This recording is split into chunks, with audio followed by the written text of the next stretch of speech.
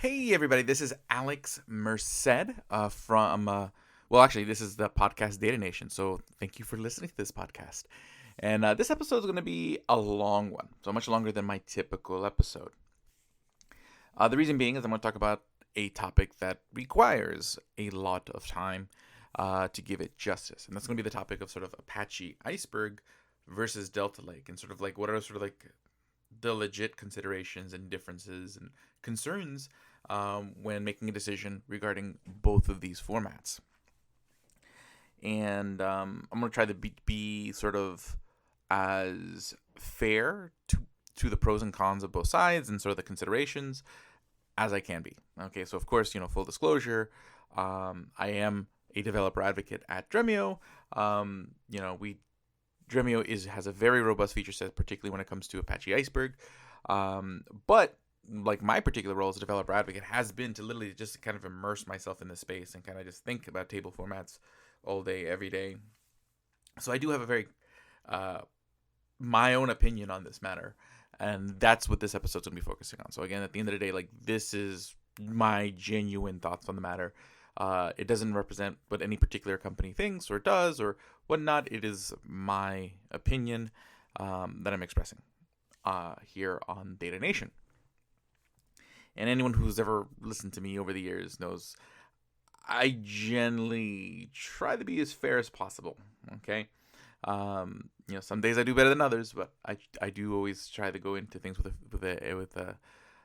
fairness. So let's put online is to truly appreciate all that I'm going to be talking about in this episode. You really need to kind of just go over the whole thing, like what is a table format and all this stuff. To kind of appreciate where we are, why this matters, why this can sometimes be such a bitter debate. Okay, so bottom line is a table format is a standard. Okay, it's a standard way for a tool, okay, for whether it's a query engine, a data integration tool, any kind of tool, to be able to recognize a set of files as a singular table, the kind of tables you would work with like in SQL or in a data frame library or etc. But the idea is to say, okay, these 1,000 Parquet files or these 1,000 ORC files are a singular table. Okay, that's what a table format does. Now, in the past, the original table format was part of the Apache Hive project. The Apache Hive project the intention wasn't the table format. The intention was to create this tool that would convert SQL into MapReduce. That was sort of like the original point. The table format was sort of a byproduct of creating that. Okay, so they had to kind of come up with a way, if you're going to write SQL, to have tables. Okay, and the approach they had was, we're going to just say all the data in a particular folder is the table. Okay, so essentially the folder is the table, and these subfolders are the partitions. We will track those folders via the Hive metastore, which will track, okay, this is the folder of the table, and these are the folders with the partitions. And that was pretty much the overall design. It did the job. You could have tables. You were able to run SQL and have that convert into MapReduce and later into other engines and other platforms through that Hive tool. But it was not perfect. It did not really give you the same type of performance, same type of feature set as working with tables on a database or a data warehouse. Okay, so thus, using the data lake, where you generally are storing all these files as your main source of data gravity, didn't really catch on because it was still kind of tricky. There was still a lot of knobs to turn, all this. But then the idea of the data lakehouse comes out. Okay, so the idea of the data lakehouse is, what if you could have that data warehouse like functionality, but do it by operating on the data in your data lake, okay, in your big giant storage of data, instead of having a separate analytics focused database, aka the data warehouse, that you moved a copy of the data into.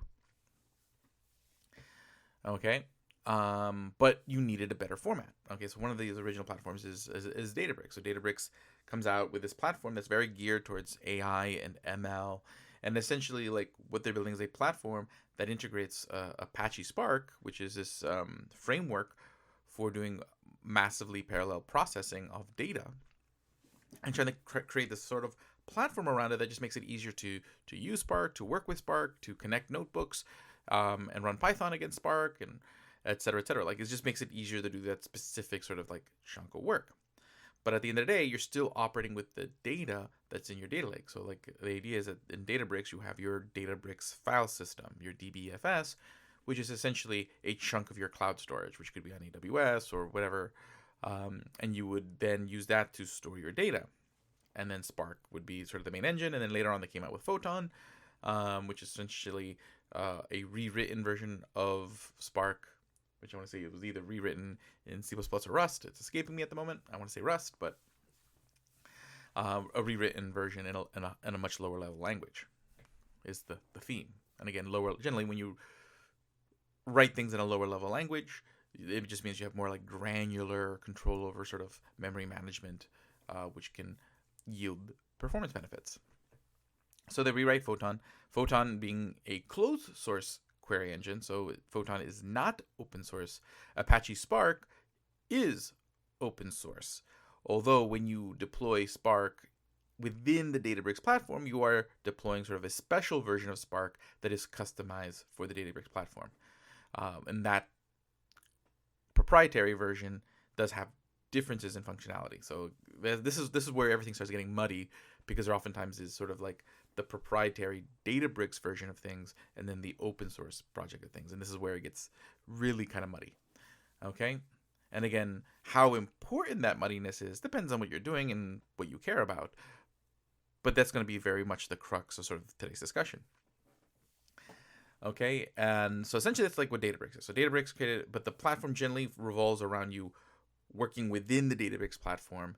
And then they created the Delta Lake format, so that way there'd be a much more, a better way to interact with the data in your data lake. And basically, again, at the end of the day, no one's going to want to write to a format if they can't use it in other places. So they did open source the Delta Lake format, so that way other tools can at least read the Delta Lake format. And a lot of tools do have the ability to read, nowadays more so to write the Delta Lake format. That's the deal there. And again, so that's the story there. Then there's Iceberg. So Iceberg came out of Netflix. And Netflix had basically issues with Hive. They were using Hive, and they were running into those same different types of issues. And it wasn't so much about they were creating like a platform. They just needed to do their analytics, and they wanted a format that addressed the problems that they were having with consistency, with more granular updates, so forth and so forth and so forth. So over there in Netflix, they created Iceberg. So Iceberg was sort of the solution, the same way Apache Hoodie was the solution at Uber, of saying, okay, hey, we want to do this work on our data lake, because at the end of the day, like, that's less movement, and you need to kind of get access to this data fast, and we don't want to have to be copying the data to our data lake, then copying the data to the data warehouse, and then, more steps the longer it takes to get from point A to point B, because you're running all these intermediate pipelines. So again, you're also reducing the speed from point A to point B when you're doing this whole data lake house type approach, where you use the data lake as your main storage and tools operate on that data. Okay, so they create Apache Iceberg, and Apache Iceberg fulfills the very same role in the sense of saying, hey, these 1,000 Parquet files are a table. Okay, and Netflix develops this, and it's like, yeah, this is pretty cool. Other people should be able to use this. It solves a problem that a lot of people have, so they open sourced it and eventually donated it to the Apache Foundation. Now, again, what the relevant of the Apache Foundation is the Apache Foundation is an open source sort of incubator in a sense. So essentially, originally you had the Apache server software, which like most web servers are run on. That was a very successful project, and that led to the creation of the Apache Foundation. Which generally what it does is open source projects. And again, open source just means like, hey, your code's available, so I can see your code on GitHub publicly. I can make pull requests, so I can make contributions to it. But there's definitely different shades of open or shades of open source. Okay, and sort of Apache Iceberg is sort of the gold standard of sort of like community-driven open source. What do I mean by that? In order to be a Apache Foundation project, you have to make sure that your PMC, so your committee of people who can make commits and decide what gets committed to the project has to be diverse. Like, they can't all just be from the same company.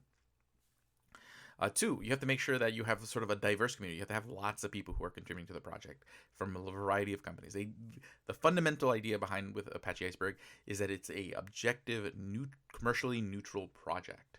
Okay, and if you meet their standards in doing that and having certain levels of transparency, regularity of meetings, all these different sort of rules, then what happens is they'll adopt the project, which means all the intellectual property assets become the property of the Apache Iceberg Foundation. And this just sort of helps preserve the project into perpetuity, because there's this one organization that's just kind of going to be around, and it's like the neutral owner of the project. Okay, another foundation like this is the Linux Foundation. Basically, they do the same thing, although they don't necessarily have the same. From the way when I've read both through their websites and read through like their processes, it's a little bit less rigorous as far as the requirements to be a Linux Foundation project. As far as like, okay, it's a little bit less rigorous. So you don't necessarily have to have like, there isn't as clear and explicit requirements of having sort of like diverse committers, meaning committers from different, just like more like it has to be open source and has to be a lot of people contributing to it. But what company those people come from? Do you have to like publicly list who's on the committee that makes these decisions? All these kind of things aren't as necessarily as explicit as the Apache Foundation. The Apache Foundation is essentially where projects like Apache Hoodie and Apache Iceberg landed. Delta Lake landed in the Linux Foundation.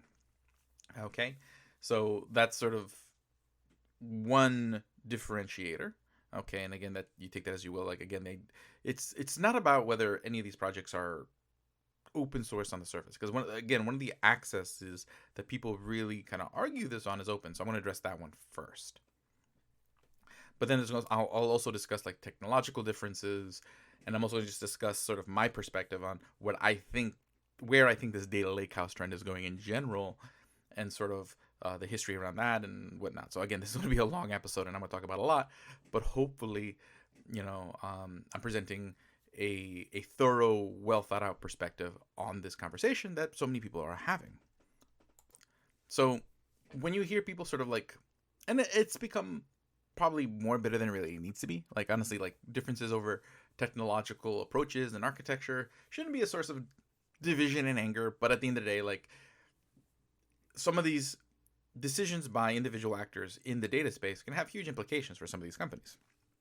Okay, and let's talk about that. So again, Databricks is sort of all in on Data Lake. So at the end of the day, like, as far as like other formats, you can't really use other formats on Databricks in an effective way. You can use Apache Iceberg, but it's more of like working around the way Databricks works more than leaning into the way that Databricks works. And there's reasons you would want to do that. I did write an article on like why you might want to use Apache Iceberg on Databricks, but Databricks is really optimized and built head to toe around Delta Lake. Okay, so they have definitely a stake in its success. But regarding whether it's open, again, that conversation gets muddy whenever it gets coming to Databricks. It's not that there isn't an open source repo. Like, there is an open source Delta Lake repo that anyone can contribute to. It's open source. Yes, it's open source. Where the issue comes in is more in sort of the running of the project, the transparency of the project. So to understand, there's the Delta Lake project. You have the core Delta Lake repo. That's delta.io/delta, or might be backwards, delta/delta.io on GitHub. Okay, that's the core project. So generally, if new features are going to be added to Delta Lake, the Delta Lake specification. Again, Delta Lake and Apache Iceberg are just specifications. They're just ways of writing metadata that then tools can then leverage to write. So I think that's another aspect that a lot of people get confused, that they think that all the functionality is built into the specification, or the format itself is what enables a lot of the features. Because oftentimes the format creates the standard. It's up to the engines and the tools that you use to sort of make the features happen. Okay, and I'll spend more time on that as well. But that's like the core repo. Now there are other repos where there's much more diverse committers and activity, like the Delta RS repository and a lot of these other Delta related repositories. But oftentimes those repositories, especially the ones that are creating sort of like the language specific versions of these libraries, what they're doing is they're replicating what the core project does. So the core project is really what sort of decides the direction of the format itself, sort of like what features will be added, when they will be added, these kinds of things. So while the core Delta repo is open source, okay, there's some interesting bits in the sense that one, you can't really see who's in charge of the committee. Like, it used to be on there, and you can actually find the commit where it used to be listed on there, and they were all Databricks employees, and it got removed and never replaced or added anywhere else. I don't see it on the Delta website. I don't see it on the Linux Foundation website. You just don't know who are these people who make these specific decisions. I'm going to assume it's the same people that it was before. They just removed it from the thing, but I haven't been able to find it listed anywhere. Who is on what's referred to as the Technical Steering Committee. And they make certain decisions. And also, oftentimes what happens is there's this confusion regarding Delta Lake in the sense of what features are actually there. Because, again, Databricks has their sort of proprietary version of these things. So basically, there's a Delta Lake, Apache Spark code-based version that's based on the open source. So they add features to the open source, but then there's features that they're built in inside sort of the wall of Databricks in the non-open source version of these things that are customized to the platform, oftentimes for fair reasons, where it's referring to sort of internal code that would be irrelevant to external usage. Basically maybe stuff that's there in their proprietary Delta Lake is referring to their proprietary Apache Spark, so it wouldn't necessarily translate well when you put it into the public repo. But the result is that there's a lot of features for Apache Spark and Delta Lake that are not necessarily analogous in the open source world. So it creates this confusion. Like, what are you talking about? Are you talking about Databricks Delta Lake, or are you talking about the open source Delta Lake? And a lot of times people aren't digging into all these sort of layers of nuance, so they get confused. They hear about this feature that, oh, look, Delta Lake has X feature now, but it's really just, it's in the Databricks documentation. It's only available on Databricks when you work with a Databricks Apache Spark cluster. You can't just open up an open source Apache Spark, spin up create a Delta, configure Delta Lake, and these features necessarily work. So there's this constant like sort of lack of parity between the two that gets really, really confusing. And that's because of this sort of like shades of open in the sense. Okay, yes, there is a open source Delta Lake project, but oftentimes a lot of the features that people talk about and hype about when it comes to Delta Lake are usually locked behind the proprietary Databricks wall. A lot of them do eventually make it into the Delta Lake repo, but there's oftentimes a lag. And it doesn't and oftentimes there's just like a lot of confusion when you read the documentation as far as when these things are, or probably a bit better word would be obfuscation. So that's one like level of that. Okay, and again, oftentimes, usually, like let's what's the word I'm looking for? Not certainty. I guess certainty. So in economics, there's this concept of certainty and uncertainty, and generally you're gonna get better outcomes when there's more certainty. Okay, because basically of like whatever the rules are, whatever you want the rules to be. I'm not going to get into the politics of things, but the idea is that if rules change all the time, it makes it really hard for people to plan. Okay, like every business makes decisions based on sort of what they expect their tax expenditures to be, their regulatory expenditures to be. So if those rules are changing very frequently, in whatever direction, again, not here to kind of stake on what the rules should be, not a political discussion, that can create an inability to make accurate decisions ahead of time on how you're going to invest your time and where you're going to develop and whatnot. Okay, so where there is issue oftentimes in the Delta Lake space is that what's going to be added sometimes is not very transparent. Like there is a roadmap, like there's a roadmap on the Delta Lake website that you can see. But for example, when Delta Lake 3.0 came out, they released this cool feature. Granted, it's cool. And again, this is not about the quality of the technology. This is not about whether Delta Lake and Iceberg are good things. They're both really cool things.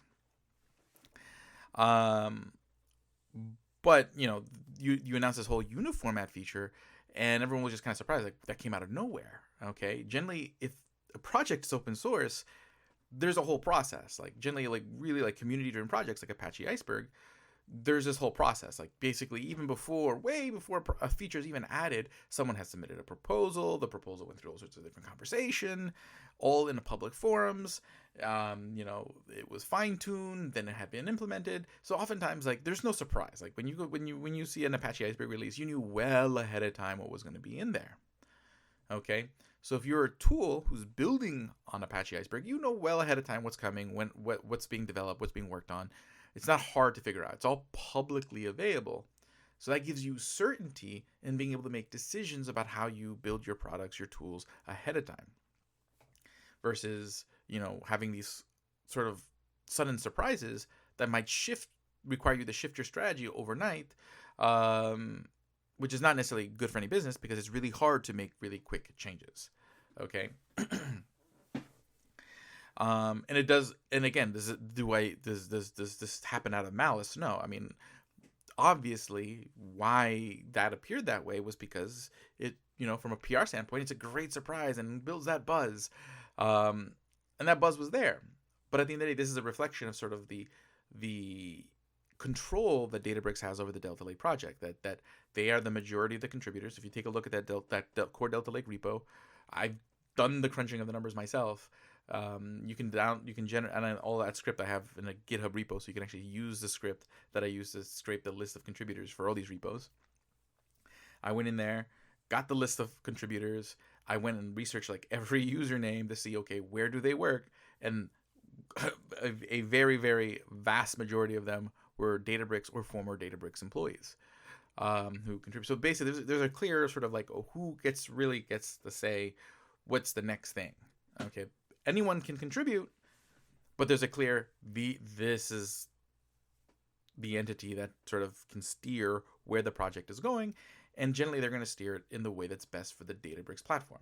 Okay, and again, if you're a Databricks user, that's great. This is like there's legit business reasons why that's not a bad thing, in a sense that Delta Lake can change pretty quickly. It can change on a dime. But again, well, first let's talk about it from the positive starting point. So Databricks can pivot pretty quickly because they can change the format that underpins everything pretty quickly because they have that over control. That does have some business benefits, okay, that do accrue to their customers.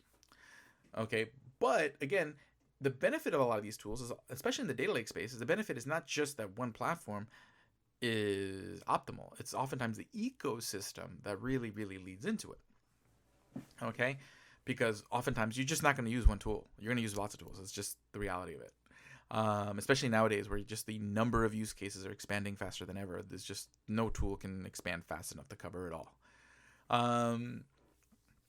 So what happens is you have the situation where now, again, other tools who may be wanting to provide support to Delta Lake in their platforms, they're constantly having to pivot because there's large changes in the project, or certain things that are just not, features that exist in Databricks can't be replicated in other projects because of the differences between sort of the open source version and the proprietary version.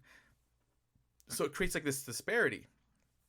And it basically allows all these other businesses to have to be at the whims of Databricks' decisions. Okay, not a place where any business wants to be. No business wants to be at the whims and have large chunks of their business determined by the decisions of a completely different business with different interests. So this is where like the tension comes in and why people wanted an alternative. Okay, because Delta Lake becoming the ubiquitous standard under the current paradigm gives Databricks too much power and creates too much uncertainty for other enterprises in how they develop their platforms. Okay, because they don't know, if something's going to change on a dime. It can move too quick and too opaque. So that's sort of like where the crux of sort of like the open criticism, and again, versus like Apache Iceberg, which again is an Apache project. You have public meetings every couple of weeks that anyone can join. Literally, you can just click the link and join the meeting, and even if you've never contributed a line of code ever to open source, you can go in there and express your opinion. Same thing with the email list, same thing with the Slack channel, all of it. Now, Delta Lake has a Slack channel as well. All three projects have a Slack channel as well. But again, it's mostly oftentimes more, the Slack channels operate more like customer service or more like customer support than they do as a center of development communication. Okay. And I'm on all three Slack channels, so I see the conversations in all three Slack channels for all three projects. It's oftentimes what you see in the more public parts are going to be more like, hey, I have this problem with Spark, or I have more problem with this, or whatever, for all these formats. Cool. So that's like the openness. Okay, so the openness is like that whole, the muddiness of sort of like the control over the open source Delta Lake project and its relationship to the proprietary natures of Databricks, and the certainty and uncertainty that the overall influence and control of Databricks over the project, and the uncertainty it gives to the entire ecosystem of tools that would need to build support around it. Okay, so people still build support around Delta Lake because a lot of people use it, but it's always more, you do it because you have to. It's, there's not this full-throated embrace as you're seeing with like Apache Iceberg. And Apache Iceberg is because you can build your business in Apache Iceberg, and no other business is going to determine sort of what features you're stuck with, or what can you do with the format. It's a very standard. It's a Apache, so Apache Iceberg tends to be it's a standard. Fundamentally does the same thing that Delta Lake does. They both fundamentally allow you to recognize groups of files as tables. They allow you to time travel. Like, I would say the vast majority, like all three of these formats, the vast majority of features are at parity.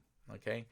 And here's where I'll talk about performance, because you'll see a lot of really misleading benchmarks. Okay. Pro all three formats.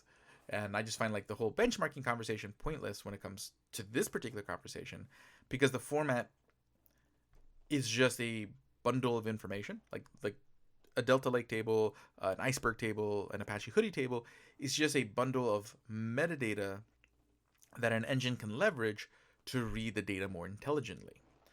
But it's up to the engine to leverage that metadata. Okay, so if an engine doesn't support one of the formats, well, then that format doesn't perform any better than the ones that it does support. Okay.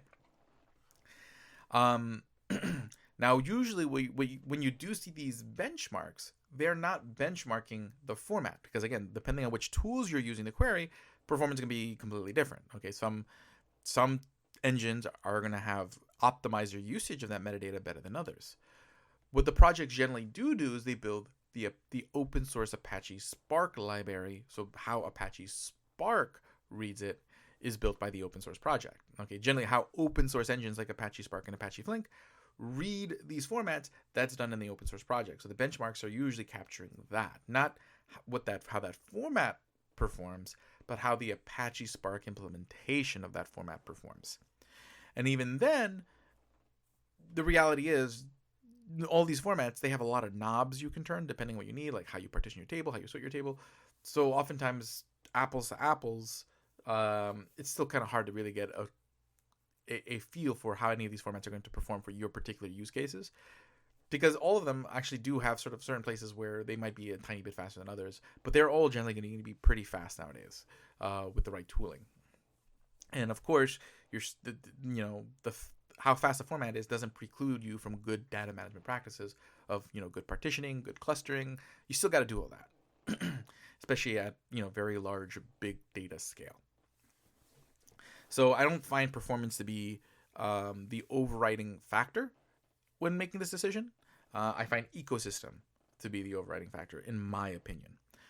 Okay, because at the end of the day, if you've been listening to the story, you realize the story is basically there's Delta Lake. You're going to have a really great platform in Databricks for working with Delta Lake, and you'll have some support everywhere else. But what happens if one day your Databricks bill gets too big, or one day you don't want to use Databricks anymore for some other reason, or there's some other platform you may want to use? That movement becomes a little bit more difficult. Okay, so adopting Delta Lake is really putting on a wedding ring to Databricks.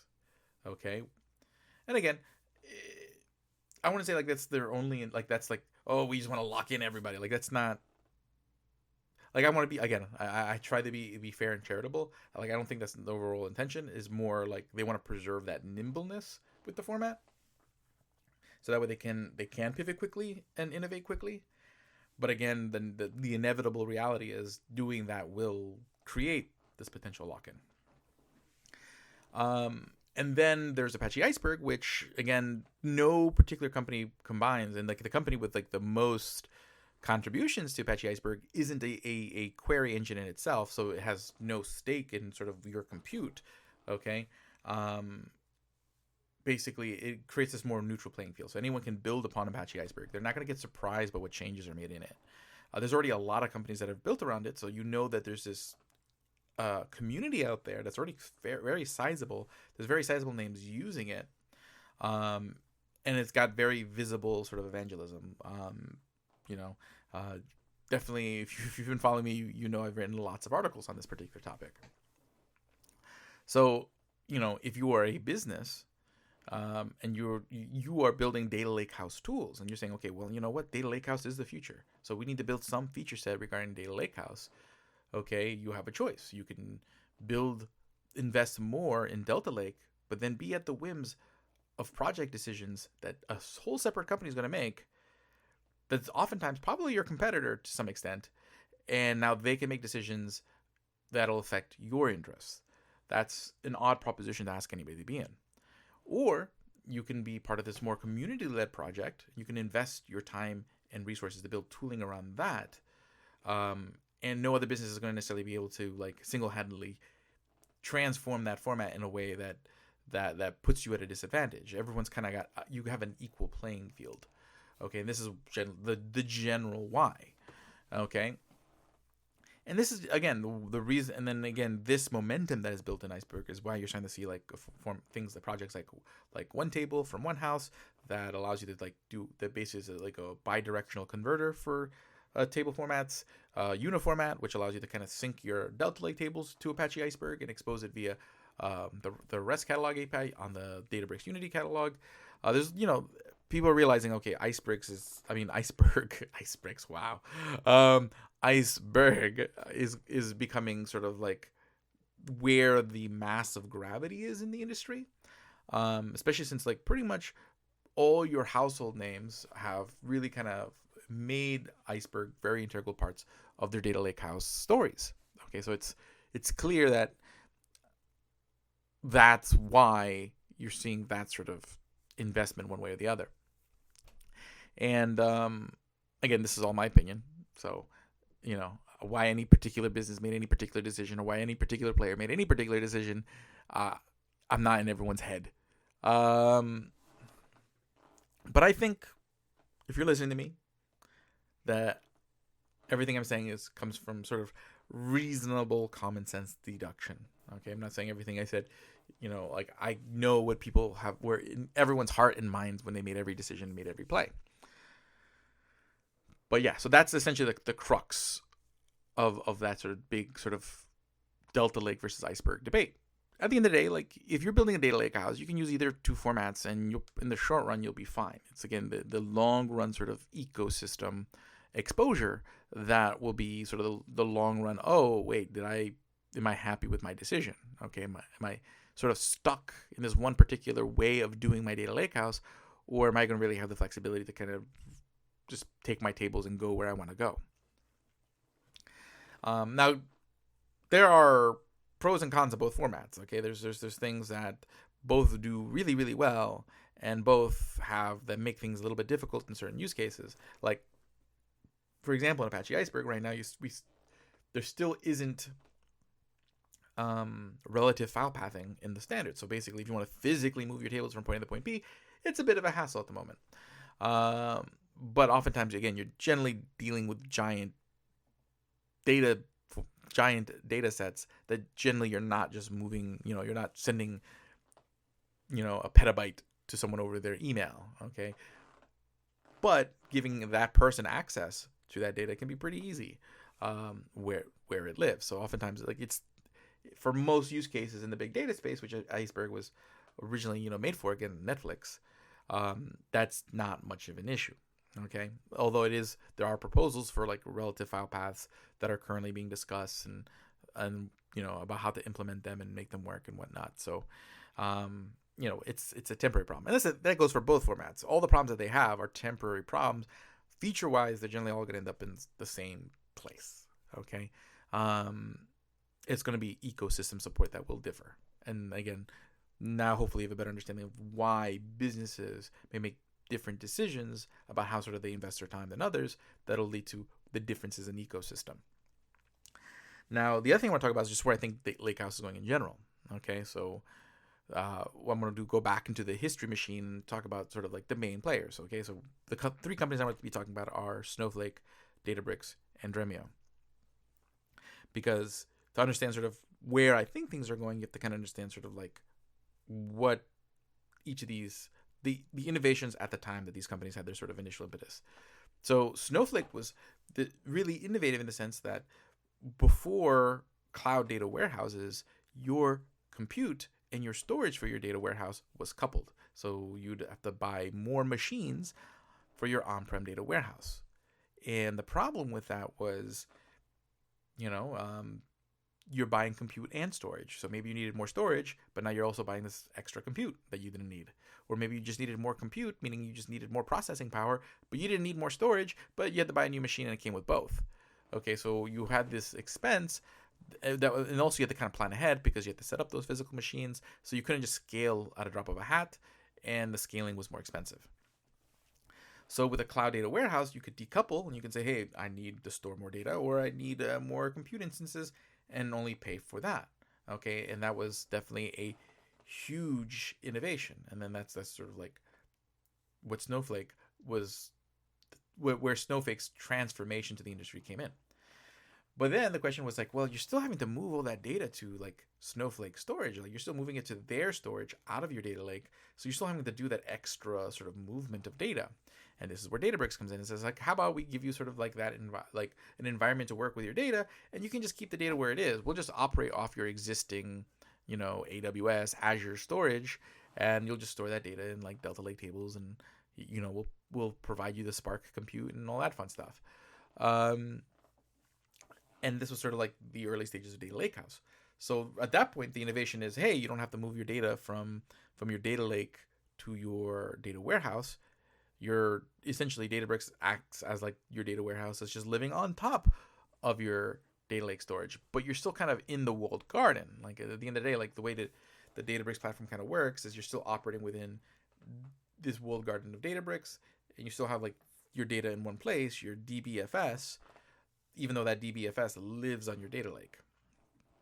So it was still a big move. And then on top of sort of like the robust sort of tools they made around integrating Apache Spark and notebooks and things like that to make that type of AI and ML workflow much, much easier for people who are in that space, that was sort of like their big deal. But at the end of the day, like people aren't just going to have all their data in the data lake. They might move to a world where most of their data is in the data lake when it comes to analytics, but maybe not all the data. There's always going to be some dribs and drabs all around. And on top of it, like again, people would want to have more ecosystem flexibility, so they want to go out and do that with Iceberg. This is where Dremio comes in. Dremio solves a lot of problems that existed with other architectural patterns like virtualization in the past. So there's been other companies that have done virtualization or federation, meaning, hey, you can connect your data anywhere, okay? And that sounds great. Like, hey, let me connect all my data to one place and let everyone use my data in one place. So instead of me moving it to the data lake, I can just connect straight to my databases, have some of my data in the data lake, connect to even my data warehouses, and just be able to work with all that data in one place. And that's awesome, okay? That conceptually, that's awesome. But where that has fallen apart in the past is performance. So you create all these logical views on top of all these disparate data sources, and you're pushing down queries to all of them. The larger your scale gets, the more all these views are getting hit, querying sort of the same physical data sets, the more you start seeing performance bottlenecks. So virtualization always had this tension at scale with different platforms. Dremio solves this problem through a feature called reflections. Okay, so bottom line is you can bring in all your federated sources. Okay, and then Dremio is just going to be generally be a faster engine in general. I have a talk called that you can watch on the Dremio YouTube channel where I talk about zero ETL and virtual data marts, where I break this down in depth. It's a whole other like hour discussion to kind of break down how Dremio achieves its performance. But I recommend watching it. I'll put the link in the episode description. But basically, this gets fixed because you have this reflections that essentially takes what you would normally have to do through a complex chain of data pipelines and makes it the switch of a button, as far as like creating, different data structures and materializations behind the scenes and maintaining them and swapping them out when needed to improve performance. Okay, so basically with reflections and Dremio's just natural speed, suddenly virtualization becomes possible at scale. Okay, when you take advantage of these features. Okay, and taking advantage of these features are much easier than ever because now you have reflection recommendations in Dremio that will tell you when to use these features. So it makes a lot of the performance engineering much more straightforward. But also, again, allows you to do this data lakehouse pattern where you use the data lake as your center of gravity, but you can still bring in your other data sources. So you have that data federation that can be done at scale because of reflections. So you have virtualization, you have data lakehouse, has this semantic layer that makes it really easy to organize and distribute your data for analytics, and really easy and really open access, really easy to just sit there and govern all that data from one place. So like what Dremio kind of does, it kind of gives you a data more SQL data warehouse like feel on top of your database, but allows you to use your data anywhere because you can read Delta Lake tables, you can read Apache Iceberg tables, you can go connect to a SQL server, you can go connect to Postgres, MySQL, you can go connect to Snowflake, you can connect to all these platforms and unify all that data in one place. And this is generally where data lakehouses are going. Okay, Dremio is already there.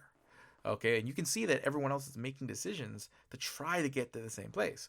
Okay, you see like Snowflake just released its Iceberg tables thing. So it's trying to get into the data lakehouse space by saying, hey, we can also operate on your data lake. Okay. Both Snowflake and Databricks are trying to do more with federation, but again, federation is tough to do at scale. Dremio knows how to do that. So everyone's kind of coming around to what Dremio's been doing. Okay.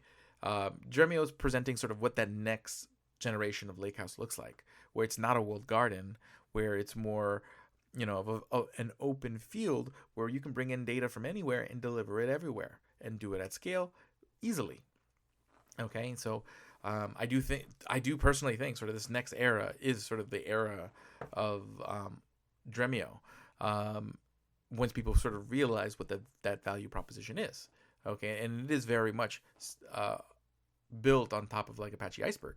And again, the beauty of that is later on, you don't want to use Dremio anymore. There'll be 20 other platforms that are built around Iceberg that you can just go travel to. You have that you don't have that lock-in, okay, if you adopt Iceberg. And with Dremio, again, you're going to have that flexibility to work with your data anywhere, everywhere. And again, you're not locked in. And that's sort of like why the industry has moved. A lot of big players have moved towards Iceberg, okay? And, I think Dremio has sort of like the best suite of tools to create a modern data lakehouse. If I were creating like a new data lakehouse today, I think it's extremely compelling. And the great thing is you can go try it out for free, so you don't need to take my word for it. And if you do want to try it out, I'll put a link to a blog where you can just spin up Dremio on your laptop and actually just see it firsthand, see what it does. It's pretty cool. But that's sort of my opinion. The idea is that data lakehouse, like operating on the data lake, is the right thing, but you also still need to improve upon federating data to be able to connect the data to different places because we can't move all data all the time. And basically make it easier to manage that data from wherever it is. And Dremio does all these things, and it does it very well. And probably has one of the most easiest interfaces, some of the best performance when it comes to this kind of paradigm, which is the paradigm that people need because people have data all over the place. They don't want to be writing as many pipelines because all these pipelines create all these frictions, needs for backfilling, maintenance, distractions from new projects that need to be worked on, compound costs, especially in this very cost-sensitive environment. when everything is said and done, whether you're using Iceberg or Delta Lake, Dremio has a story where you can incrementally use it to sort of improve your data life. And that's another reason why I think Dremio is the future and why I work for Dremio. I mean, I'm a developer advocate. I advocate for the project because I believe in it.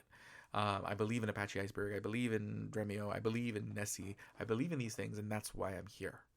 Okay. As someone who works at Dremio. Okay. Again, full disclosure. But yeah. So hopefully that is now, as far as action items go. After you listen to this, if you want to learn more about or get hands-on with Dremio, I'll have that link in the video description. If you want to hear that talk about zero ETL and virtual data marts, where I get really knee-deep into sort of the Dremio internals and how it achieves this sort of federated performance at scale and really enables building on top of a data lake very well, I will also post a link to that talk in the podcast description. But otherwise, I want to say thank you guys. This will probably be the last Data Nation episode for 2023. I look forward to bringing you guys much more content in 2024. My name is Alex Merced. You can go follow me on LinkedIn or on Twitter at AM Data Lakehouse. It's been a great day. I'll see you all later. Have a great day and enjoy.